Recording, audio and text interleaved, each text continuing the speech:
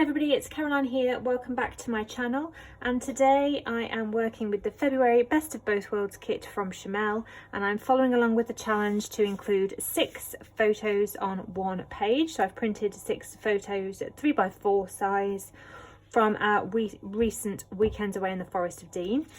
They're just snapshots of a fun day out, some silly stories, and I thought, even though the colour tone of these photos is quite cool, because it was very cool, the fun story that's going to go along will fit the colourful tones and icons in the February kit. So I need one piece of background paper, which I'm going to go with this one. Now this is actually a cut apart sheet, so I may trim the border, trim the branding strip off, build my page without actually adhering anything to this background paper, and then work out if I can gut anything out, because I might want a couple of these, but I might not, I'll see.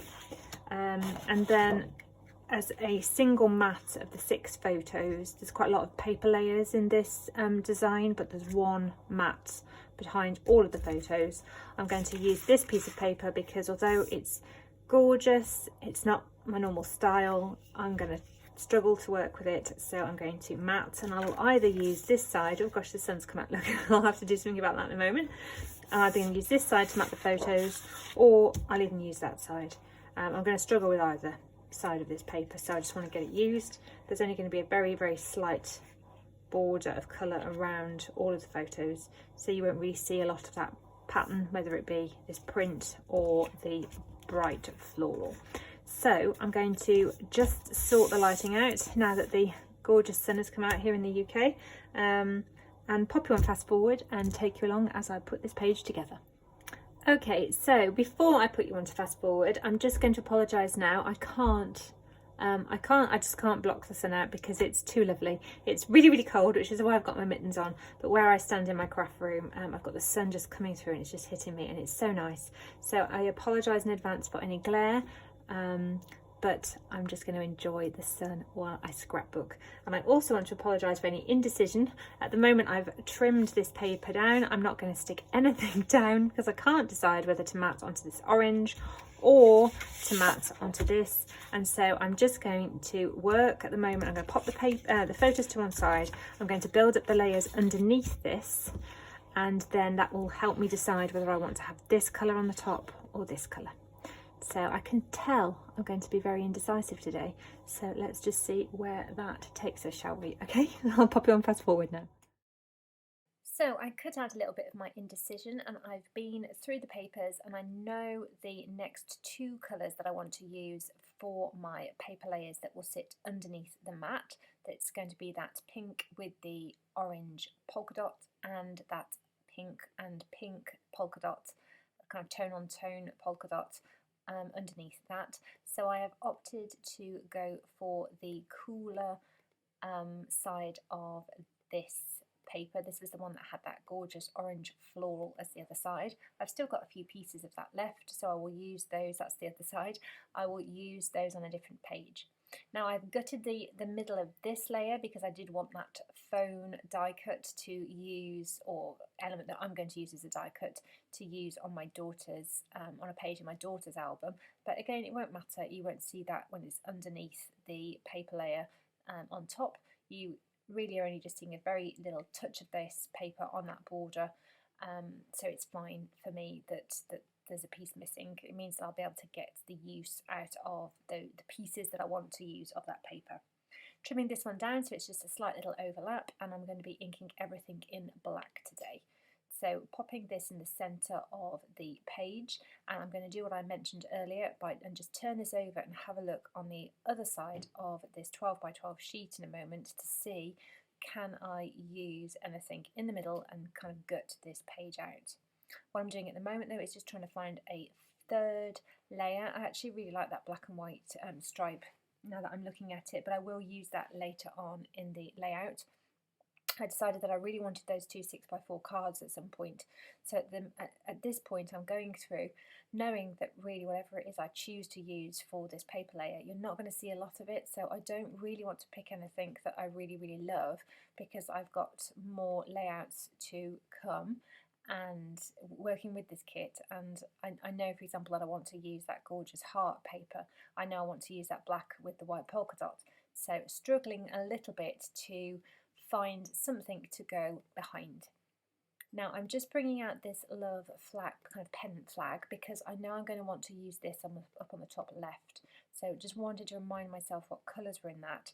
And in the end I'm turning to this trusty Doodlebug paper pack again for a final paper layer. I am cutting into a 12x12 sheet, but I don't really mind because there's lots and lots of choice in that paper pack. So again, really pleased that I went to added that into my kit this month. I've opted to go for the white with the teal dot on the top because it cools things down that little bit more, and again inking the edges with black. So at the moment the paper layers that are underneath the photos are all stuck down. I will stick them down to this final paper layer, and then I'll place everything onto the centre of my page, turn things over, and then show you a little trick for gutting the centre of the paper when I know that I want to use a few of them. So I'm just having a quick peek here to see, is there anything that I might want to use? And there are actually a few elements that I may want to use on another layout. So I'm going to place this loosely where I would want it, draw around the outside of the paper layer with pencil. And then when I remove, sorry for my head in the screen there, it's really difficult to do things like this when you've got a camera overhead. I've got to find a better way of doing things. It's all still very new to me at the moment.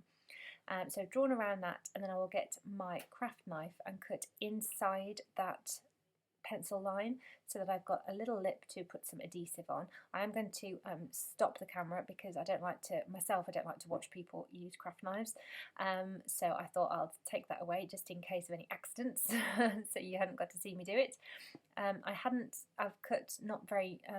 left much of an edge, so I'm turning things over and I'm going to pop things down, stick it all down with washi tape on the other side so it's nice and secure. Didn't want to waste a piece of cardstock as a background, not when I can just stick everything down. It's very colourful on the back of the paper, but you'll never see that. Nobody will ever know that there isn't a full 12x12 sheet underneath. I did notice a little bit later that I'd stuck this down a bit squiff, so I'm going to lift it back up again, tear all that washi off, and then pop it down so it's right in the centre of the page.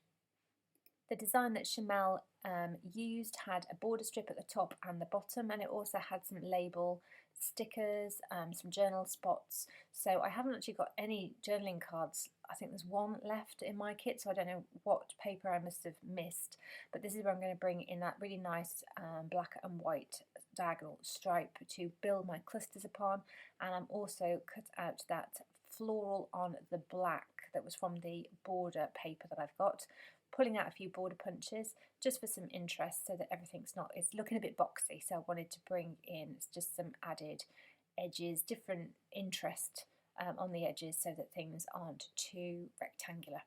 So I've done a nice scallop to the floral, and I can't think what that shape is called. It's like a bracket shape to the black and white, and then I will be building my title on the bottom right piece, and then up on the top left I will be adding in some embellishment clusters and also starting my journaling up there as well. I'm going to make the most of the border strip because it was only one 12-inch strip of that floral, so I'm going to work out where it will kind of look as if it's going under that diagonal, snip it into two, and then just use the other piece up on the top of this square so that it looks like I've actually got two 12-inch strips of border sticker. I've stuck everything down quite tightly, and because I've got that washi tape on the back holding things down, it's actually stuck, the edges are stuck down a little bit tighter than they normally would be. When I use my adhesive, I tend to stick things in at least an inch and a half from the edges so that I can layer things up nice and easily without having to lift things and tear paper. But the way I scrapbook, I always end up lifting things and tearing it, and you never see because it's always underneath the layers anyway, so I'm very happy with that.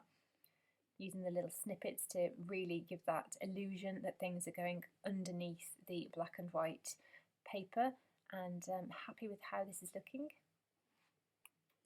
The next thing to do will be to bring in the sticker sheet that came with this kit. I already now want to use that love flag up on the top left. So I'm going to stick that down with a couple of pop dots up on the top part of the flag just to lift it up for some added dimension. And then I'll also be going through and having a look at what I can bring onto this page in the bottom right to complement the story and the colour scheme that I'm going with. I'll also add in my title. So the title is down. I left a little bit of space after the word silly so that I could put in this big heart, which is bringing in a touch of that orange, which at the moment you can only see in the polka dot in one of the background layers and the V of that love. So it just brings that colour down into the bottom right, so it's in a couple of spots on the page. And then I'm going through looking for word phrase stickers in the red, because the red, the title alphas are actually in red rather than hot pink. So I want to bring in a few more little hints of red because that bright red is only showing up on that L of love and in the alphas at the moment. So I'm going to bring in those word phrase stickers just to bring that colour tone in into a few other places, just so that it doesn't feel quite so out of place. Now, the journaling on Chamel's original project for this challenge were on some strips of just some scraps of paper, and she just built them up on the bottom right around that title.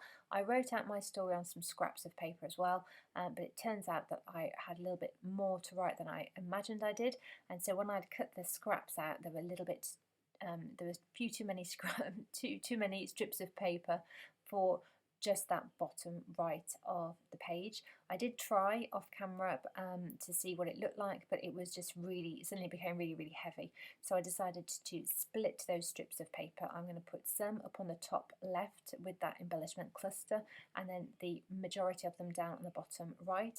It makes it a little bit difficult to read the journaling because you're looking in there in one place and then another place for the rest of the journaling. But I think it works fine because the way I read, we always read left to right, top to bottom anyway, so it works for me. It's fine. You know, I've got some kind of brackets the photos, and I think it's absolutely fine as it is. What I've also done off camera is add a couple of extra heart stickers, some enamel dots, and a few little drops of ink, some ink splatters, just for some added interest. Really happy again with how this has come out. Considering I wasn't looking forward to working with this kit, I'm really enjoying it. I hope you have enjoyed this process video. If you have, please give it a thumbs up and subscribe, and I'll see you again soon. Bye!